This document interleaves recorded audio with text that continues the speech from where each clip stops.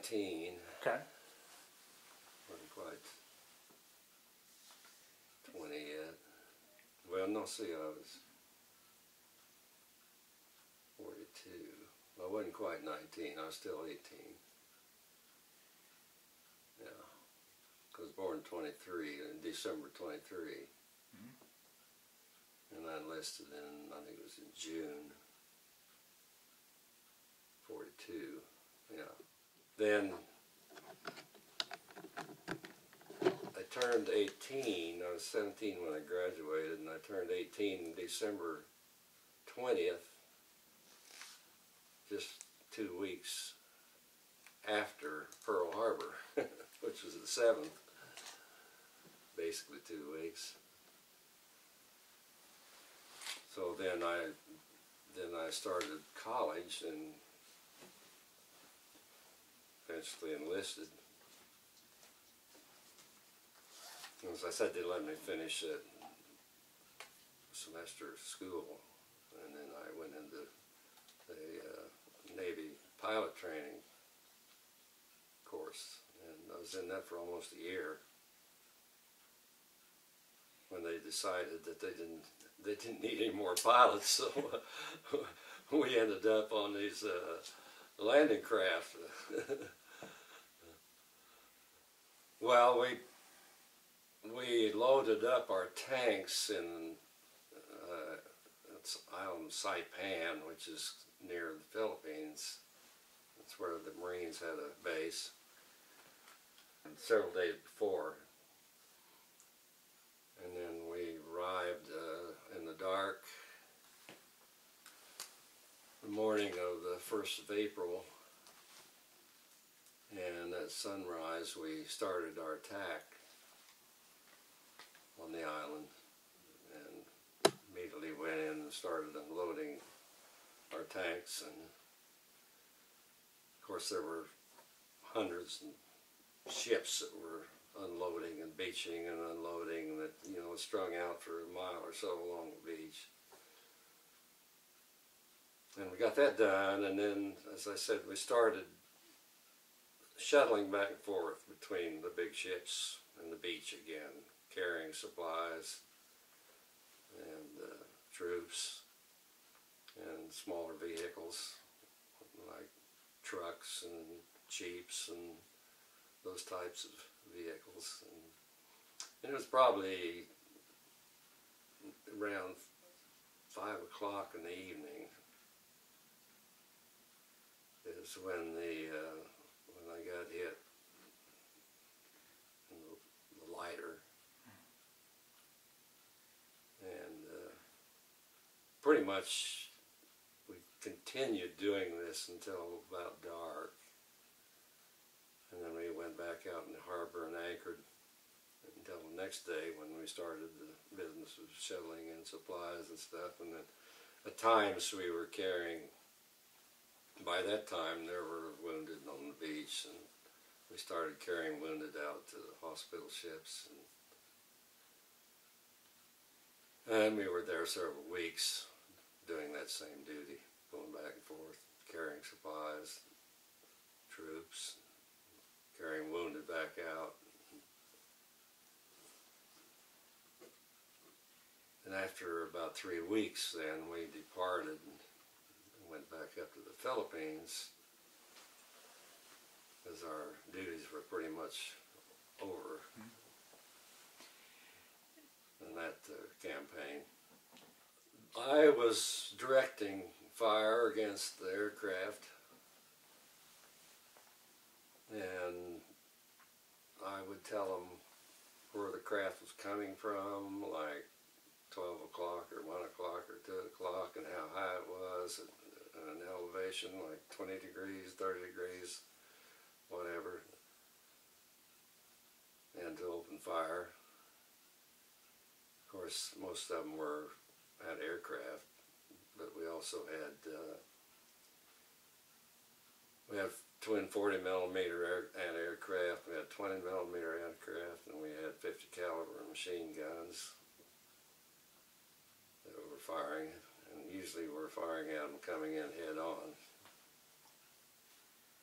So most of the time the 50 caliber guns and the 20 millimeters were more effective than the anti-aircraft, because the anti-aircraft worked a lot better when the planes were up high.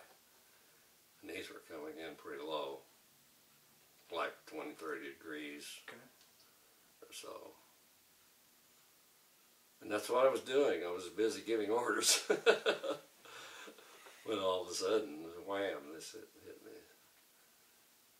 There were only two of us on the deck, on the bridge up there. The skipper and me.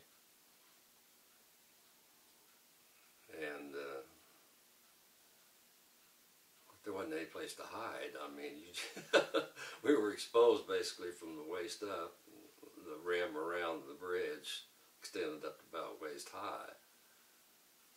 And there wasn't any cover or anything from the waist on up. Of course, we had on helmets and life jackets, and we wore sidearms, and so I had on earphones, and that's what happened. After I found out I wasn't injured, I got up and we continued the battle. It could have been the mask, which is about yay big, round mask, because I was turning and around all the time, you know, looking for planes.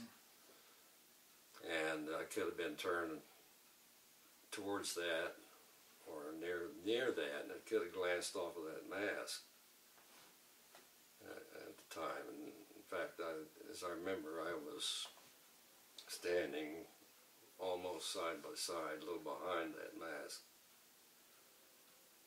when I got hit. So that's very likely where it ricocheted off of, was that mask on the ship. But after that, we continued on as usual. I don't remember. I felt relieved, I remember. But you're so hyped up that, you know, everything's going on around you, and there's planes and there's gunfire coming in from the shore, and everything going on. And you really don't have time to think other than what you're supposed to be thinking about and fulfilling your duty. But I remember I just felt lucky, relieved that I hadn't been injured. So, well, I just can't hardly believe it still, you know, that such a weird thing could happen, and maybe things like that have happened where a lot of weird things happen during wars. And I don't know whether something similar to this. I've heard of people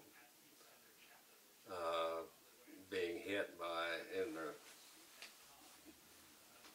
bullets, a Bible stopping a bullet, or that they had on their person, you know, things like that. But I've never heard of one hitting a cigarette lighter, but it may have happened before. I don't know. There are a lot of people involved in the war out there, and, but I just still can hardly believe it. You know, it just it's such a unusual thing.